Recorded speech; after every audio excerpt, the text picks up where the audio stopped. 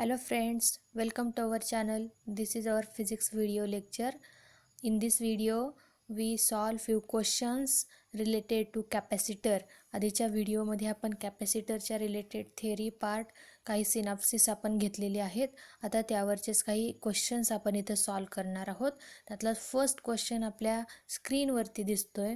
हा first question असणार आहे an arrangement which increases charge storing capacity without an appreciable increase in its potential is. असं कोणतं arrangement असेल. आपल्याला ऑप्शन्स दिलेले आहेत resistor, conductor, inductor and capacitor. बघा आपण या आधीच्या व्हिडिओमध्ये डेफिनेशन बघितली कॅपॅसिटरसाठीची. तर त्यामध्ये काय सांगितलं जातं आहे, we increase the capacity of capacitor by placing the another earth connected plate to the charge plate near to the charge plate, and that time the capacity of that whole arrangement is increased but potential is decreased. म्हणजेच इथले हे जे arrangement असणार आहे ते arrangement म्हणजेच काय असेल, कॅपॅसिटर. हे तुमचं करेक्ट आन्सर असणार आहे. Capacitor is the correct answer. Now next question. Second question, which of the following expression represent a farad? Farad काय? Farad is the unit of capacity of capacitor, and farad आपण capacity of capacitor कसं दाखवतो, C equivalent to Q upon V असा आपला formula आहे. Q म्हणजे काय तर चार्ज आणि V is the potential difference. चार्जचं युनिट असणार आहे कुलोम आणि पोटॅन्शियल डिफरन्सचं युनिट असणार आहे व्होल्ट. म्हणजेच जर capacity is measured in farad तर फॅरेड म्हणजेच काय असणार आहे, coulomb per volt. 1 farad is equivalent to 1 coulomb upon 1 volt असं आपल्याला रिलेशन इथं मिळू शकतं. आणि इथं आपल्याला दिलेल्या ऑप्शन्सपैकी कोणतं करेक्ट ऑप्शन असेल बघा. फर्स्ट दिलं आहे joule per volt, second is volt per coulomb, third is coulomb per volt and D आहे कुलोम पर जूल. म्हणजेच करेक्ट ऑप्शन असणार आहे coulomb per volt is the correct option. म्हणजे सी ऑप्शन आपलं करेक्ट ऑप्शन असणार आहे. नेक्स्ट क्वेश्चन, थर्ड क्वेश्चन आपण लक्षात घेऊयात. The capacity of A parallel plate condenser is given bye. Parallel plate condenser आपण बघितला, पॉझिटिव्ह आणि निगेटिव्हली चार्ज प्लेट्स आपण इथं ऑब्झर्व करत होतो. एक तुमचा चार्ज प्लेट आहे आणि दुसरा कसा आहे अर्थ कनेक्टेड, अशी अरेंजमेंट आपण इथं ऑब्झर्व केलेली होती. हा जो पॅरलल प्लेट कंडेन्सर असेल तर त्याची कॅपॅसिटी आपण एका पर्टिक्युलर फॉर्म्युल्याने फाइंड आउट करू शकतो आणि तो फॉर्म्युला आपण डिराईव्ह केला आहे. तर तो फॉर्म्युला काय आहे, C equivalent to AK0 upon D. That is the formula. C equivalent to AK0 upon D. D is the distance between two plates or two plates are separated by a distance D. A is the area of the plate. ठीक आहे. आणि अशा पद्धतीने आपल्याला formula इथे मिळेल C equivalent to AK0 upon D is correct option. B is correct option. Then next question, fourth question, the capacity of parallel plate condenser depends upon. Capacity जी आहे ती कशावरती डिपेंड असेल. First option area of the plate, second option distance between the two plates, third option permittivity constant of a dielectric medium and D all of this. अशा पद्धतीने आपल्याला options दिलेत. आणि ती कॅपॅसिटी आता बघा, याच्या आधीच्याच क्वेश्चनमध्ये आपण फॉर्म्युला बघितला आहे C equivalent to AK0 upon D. D काय असणार, ए काय एरिया ऑफ प्लेट, म्हणजे कॅपॅसिटी कशावरती डिपेंड दिसते, एरिया ऑफ प्लेट. त्यानंतर D आहे distance between the two plates. हा D तुम्हाला दिसतोय, distance between the two plate म्हणजे capacity distance between the two प्लेट्सवरती सुद्धा डिपेंड आहे. आणि के एप्सिलॉन झिरो काय रिप्रेझेंट करतोय, तर मीडियम कोणता आहे. के हा तुमचा मीडियम टू मीडियम बदलणार आहे. डायइलेक्ट्रिक कॉन्स्टंट असं आपण त्या केला म्हणतोय. म्हणजेच इथं काय तुम्हाला ऑब्झर्व होणार आहे, तर मीडियम तुमचा कोणता आहे, त्याची परमिटिव्हिटी कॉन्स्टंट किती आहे यावरती सुद्धा कॅपॅसिटी डिपेंड असणार आहे. म्हणजे हे दिलेले जे 3 पॉईंट आहेत, या तीनही पॉईंटवरती कॅपॅसिटी डिपेंड असेल. So D is correct option. All of this is correct option. इथं आपल्याला करेक्ट ऑप्शन मिळते D. D is the correct option. ना नेक्स्ट क्वेश्चन, 5th क्वेश्चन बघा काय सांगितलेलं आहे. A capacitor work in. Capacitor works in. Option दिलाय A C circuits, B D C circuit, C both A and B, and D neither A nor B. असे आपल्याला options दिलेले आहेत. तर जो कॅपॅसिटर हा जो इलेक्ट्रॉनिक कॉम्पोनंट असतो, तो आपण ए सी सर्किट्समध्ये सुद्धा यूज करू शकतो आणि डी सी सर्किटमध्ये सुद्धा आपण हा कॅपॅसिटर यूज करू शकतो. त्या डी सी सर्किटमध्ये सुद्धा तो वर्क करणार आहे. दोन्ही प्रकारच्या सर्किट्समध्ये आपल्याला तो वर्क करताना दिसतो. म्हणजेच करेक्ट ऑप्शन असणार आहे बोथ ए अँड बी. म्हणजे C option is correct option. हे आपलं करेक्ट ऑप्शन असेल. Now next question. A parallel plate capacitor is charged and then isolated. What is the effect of increasing the plates separation on charge, potential, capacitance respectively. म्हणजे तुम्ही एक plate घेतला, capacitor plates आहे, is charged and then isolated. Charge केला आहे आणि मग तो आयसोलेट केलेला आहे.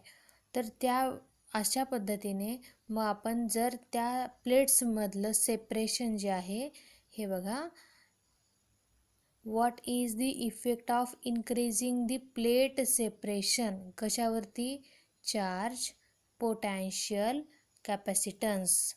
चार्ज, पोटॅन्शियल आणि कॅपॅसिटन्सवरती काय त्याचा इफेक्ट होऊ शकतो ज्यावेळेस आपण प्लेट सेपरेशन इन्क्रीज करू. म्हणजे हा जो डी आहे तो आपण इन्क्रीज करू, त्यावेळेस आपल्याला काय ऑब्झर्व होणार आहे, चार्ज, पोटॅन्शियल आणि कॅपॅसिटन्स या तिघांमध्ये काय डिफरन्स आपल्याला ऑब्झर्व होणार आहे हे आपल्याला बघायचं. ऑप्शन्स इथं दिलेले आहेत. फर्स्ट ऑप्शन आहे कॉन्स्टंट, म्हणजे चार्ज कॉन्स्टंट राहील.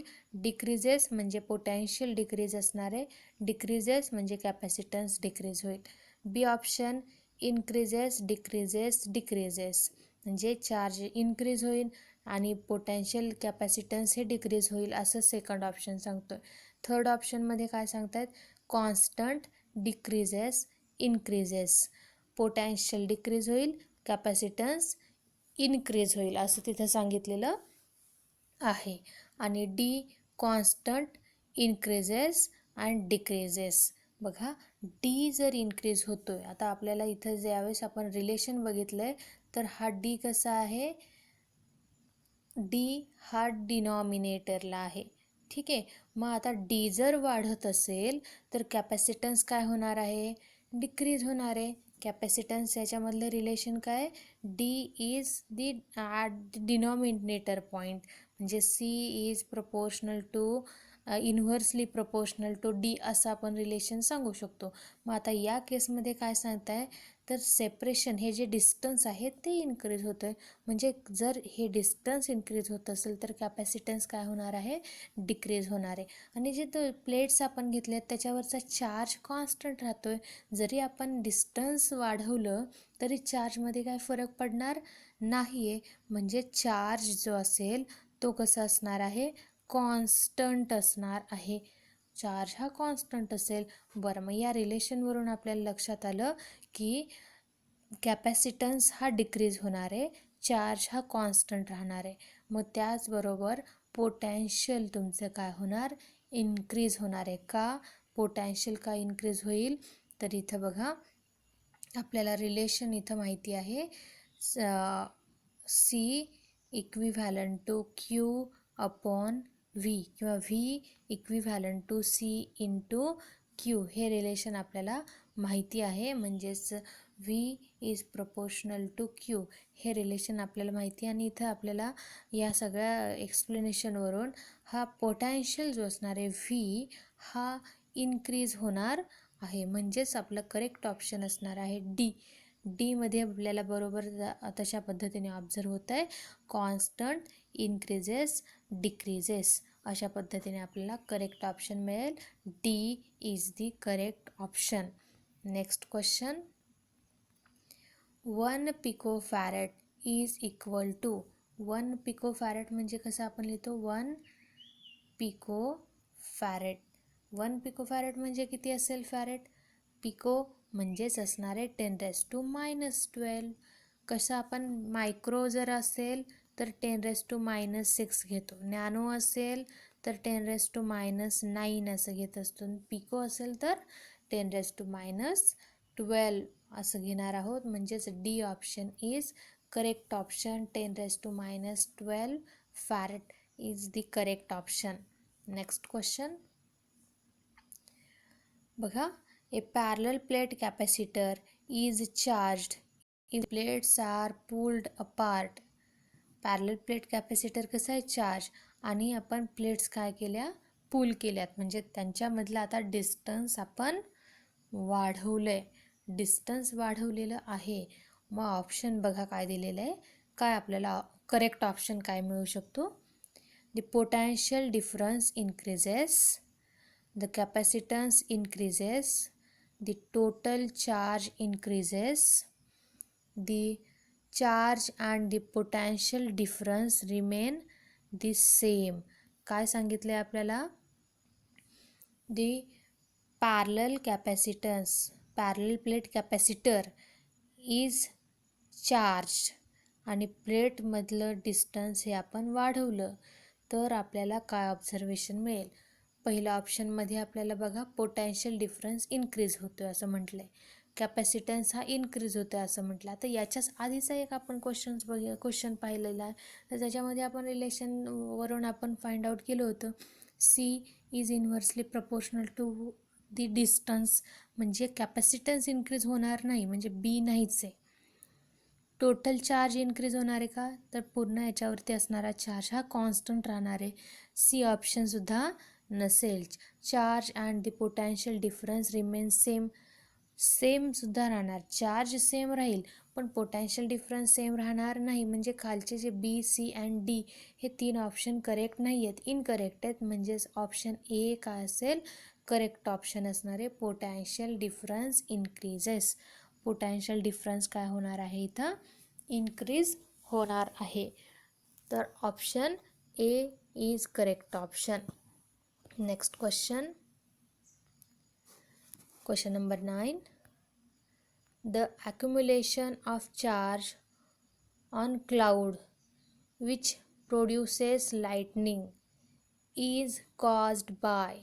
accumulation होतं आहे चार्जचं ऑन दी क्लाउड की ज्याच्यामुळे आपल्याला लाईटनिंग ऑब्झर्व होतं आहे. तर हे कशामुळे? ऑप्शन्स आपल्याला दिलेले आहेत.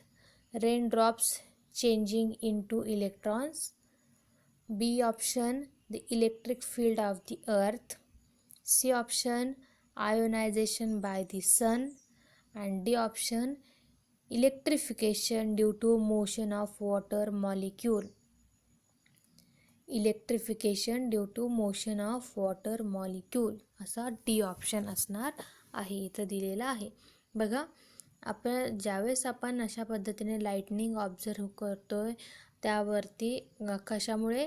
तर चार्ज ॲक्युमुलेट झालेले असणार आहेत क्लाउडवरती. आणि हे चार्ज ॲक्युमुलेट का होतात? तर जे काही मॉलिक्यूल आहेत त्यांच्या मोशनमुळे तिथं तुम्हाला त्या मॉलिक्यूलवरती त्या क्लाउडवरती चार्ज ॲक्युमुलेट झालेले ऑब्झर्व होतात आणि मग त्यामधूनच आपल्याला लाईटनिंग प्रोड्यूस झालेलं ऑब्झर्व होणार आहे. म्हणजेच डी ऑप्शन आपला करेक्ट असणार आहे. That is the electrification due to motion of water molecule. Water मॉलिक्यूलच्या मोशनमुळे इलेक्ट्रिफिकेशन होणार आहे आणि त्याच्या थ्रूच आपल्याला लाईटनिंग ऑब्झर्व होणार आहे. अशा पद्धतीने डी ऑप्शन हा करेक्ट असणार आहे. Next question. An uncharged conductor connected to earth is placed near a charged conductor.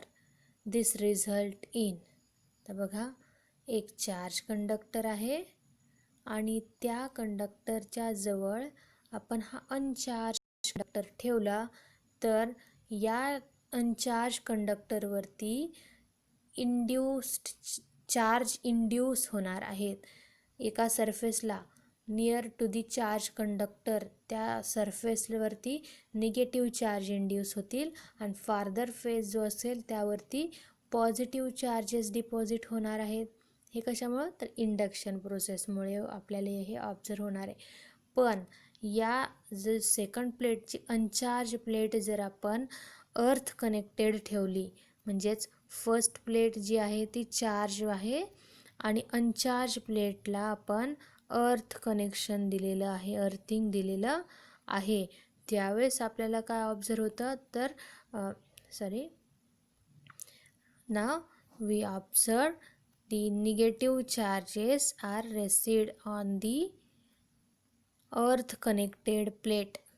ठीक आहे, एकावरती पॉझिटिव्ह चार्जेस तुम्हाला ऑब्झर्व होणार आहेत आणि दुसऱ्या प्लेटवरती निगेटिव्ह चार्जेस इंड्यूस झालेले ऑब्झर्व होत आहेत. हे अरेंजमेंट काय? That is the capacitor. मग आता आपल्याकडे ऑप्शन्स काय आहेत बघा. Option A, fall in potential of the charge conductor. B, increase in capacity of the charge conductor. C, decrease in charge of the charge conductor. जर आपण अशा पद्धतीचं अरेंजमेंट केलं, अनचार्ज कंडक्टर, अर्थ कनेक्टेड अनचार्ज कंडक्टर प्लेस नियर ए charge conductor, त्यावेळी आपल्याला काय result मिळेल? एकतर अशा अरेंजमेंटने आपल्याला कॅपॅसिटी कंडक्टरची वाढवता येते, म्हणजेच पी ऑप्शन इथं आहे, increase in capacity of the charge conductor. त्यानंतर अजून काय होणार आहे? A, fall in potential of the charge conductor. ज्यावेळेस आपण अशा पद्धतीचं अरेंजमेंट करणार आहे त्यावेळेस पोटॅन्शियल जे आहे ते पोटॅन्शियल डिफरन्स जो आहे तो डिक्रीज होणार आहे आणि पोटॅन्शियल डिफरन्स डिक्रीज होऊन कॅपॅसिटन्स हा वाढणार आहे. म्हणजे ए ऑप्शनसुद्धा आपला बरोबर असेल, fall in potential of the charge conductor. C option काय? Decreases in charge of the charge conductor. Charge हा डिक्रीज होणार नाही, चार्ज हा आपला कॉन्स्टंट राहील. म्हणजेच ऑप्शन ए आणि बी हा करेक्ट आहे. म्हणजेच आता आपण काय म्हणणार? Option D is correct option. Both A and B is the correct option. हा आपला करेक्ट ऑप्शन असणार आहे. नाव next question. Increasing the charge on the plates of a capacitor means. Increasing the charge on the plates of a capacitor means काय असेल? Option A, increasing the capacitance. B, increasing the potential difference between the plates. C, decreasing the potential difference between the plates. And D, no charge in the field between the plates. असे आपल्याला options दिलेले आहेत. तर आपल्याला इथं correct option बघायचं आहे. काय होतं इथं? Charge on the plates of the capacitor is increased. Charges आपण इन्क्रीज केलेले आहेत. चार्जेस इन्क्रीज केल्यावरती काय होणार आहे? तर पोटॅन्शियल डिफरन्स त्यांच्यामधलं वाढणार आहे. Potential difference between the two plate is increased. Charge increase केला आपण, म्हणजे जी चार्ज प्लेट आहे ही जी चार्ज प्लेट असणार आहे याच्यावरचा चार्ज आपण वाढवला तर अर्थ कनेक्टेड प्लेटवरचाही चार्ज काय होणार आहे? जो इंड्यूस चार्ज असणार आहे तो इंड्यूस चार्जसुद्धा वाढणार आहे आणि त्याबरोबर पोटॅन्शियल डिफरन्स जे असेल that potential difference is increased. म्हणजेच बी ऑप्शन करेक्ट असणार आहे. Option B is the correct option. हा आपला करेक्ट ऑप्शन असणार आहे. Next question. The potential difference in volt between the plates of 20 microfarad capacitor whose charge is 10 millicoulomb is. म्हणजेच आपल्याला काढायचा आहे पोटॅन्शियल डिफरन्स व्ही. तर आपल्याला रिलेशन माहिती आहे C equivalent to Q upon V. म्हणजेच व्ही इक्वल टू काय असेल Q upon C upon Q असं आपल्याला इथं रिलेशन ऑब्झर्व होणार आहे. कारण आपल्याला व्ही काढायचा आहे. ठीक आहे. किंवा आपण इथं काय म्हणू शकतो बघा, याच्यामध्ये आपण व्हॅल्यूज सबस्टिट्यूट केल्या. सी किती दिलेला आहे 20 × 10⁻⁻6 आणि क्यू चार्ज आहे 10 × 10⁻⁻3. ठीक आहे. मग इथं आपल्याला काय मिळेल 2.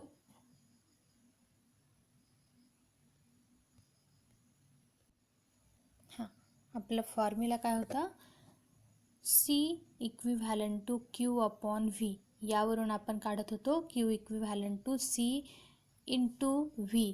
पण आपल्याला व्ही फाइंड आउट करायचं आहे म्हणून फॉर्म्युला होईल V equivalent to Q upon C. ह्याच्यामध्ये व्हॅल्यू सबस्टिट्यूट केला.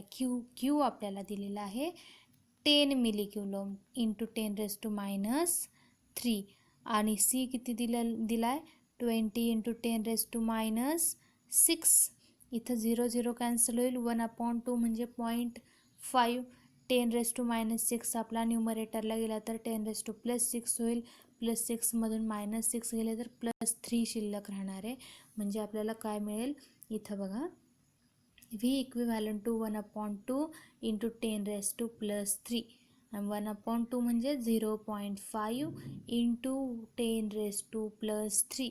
म्हणजेच आपल्याला आन्सर मिळेल 500 इज दी करेक्ट ऑप्शन. म्हणजे आता आपला ए ऑप्शन हा करेक्ट ऑप्शन असणार आहे. A is correct option. 500 is correct option. ठीक आहे. नाव next question. The force between the plates of capacitance 5 microfarad and distance of separation of plate is 1 millimeter with a potential difference 10 volt between the plates is. Force काढायचा आहे आपल्याला. ठीक आहे. Capacitance दिलेला आहे C, D दिलेला आहे distance आणि व्ही दिलेला आहे. तर आपल्याला फाइंड आउट करता येणार आहे फोर्स. कसा फाइंड आउट करता येऊ शकतो बघा. आपल्याला फोर्सचा फॉर्म्युला घ्यायचा आहे force equivalent to E into Q. ठीक आहे. कारण आत्ता आपल्याकडे व्हॅल्यूज काय आहेत सी, डी अँड व्ही. ह्या आपल्याकडे व्हॅल्यूज आहेत. व्ही आणि डी यावरून आपण ई काढू शकतो. ठीक आहे. आणि सी दिलेला आहे, सी दिला, डी सुद्धा दिलेला आहे आणि व्ही सुद्धा दिलेला आहे. तर यावरून आपण चार्ज काढू शकतो. म्हणजे ई काढणार, क्यू काढणार आहोत आणि या सगळ्यांवरून मग आपल्याला फोर्स हा फाइंड आउट करता येणार आहे. बघा सगळ्यात आधी आपल्याला फॉर्म्युला घ्यायचा आहे E equivalent to V upon D. ठीक आहे. तर यावरून आपल्याला काय मिळेल बघा व्ही किती आहे 10 आणि डी किती दिला आहे 1 मिलीमीटर. डी इज 1 मिलीमीटर म्हणजे 10⁻³ हा 10⁻³ वरती आला तर +3 होईल आणि आधीचा 10 जो आहे म्हणजे टोटल ई मिळेल 10⁻+4. हे तुम्हाला ई मिळालेला आहे. ठीक आहे. ईची व्हॅल्यू तुम्हाला इथं मिळाली 10⁻+4. आता चार्ज काढता येऊ शकतो. चार्जसाठी formula Q equivalent to C into V. ठीक आहे. सी दिलेला आहे 5 × 10⁻⁻6 इंटू व्ही इज 10. ठीक आहे, म्हणजेच आपल्याला काय मिळेल इथे 5 इंटू 10⁻⁻5 हा असेल चार्ज, कुलोममधला चार्ज असणार आहे. तर चार्ज मिळाला, ई सुद्धा मिळालेला आहे. तर आपण ह्या व्हॅल्यूज, फोर्सचा जो फॉर्म्युला आहे F equivalent to E into Q. ठीक आहे, याच्यामध्ये व्हॅल्यू सबस्टिट्यूट करूयात.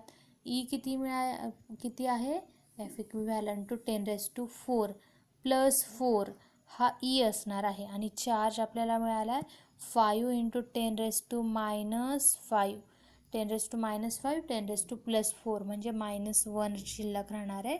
एफ इक्विव्हॅलंट टू 5 इंटू 10⁻⁻1 म्हणजेच आपण म्हणू शकतो 0.5 न्यूटन.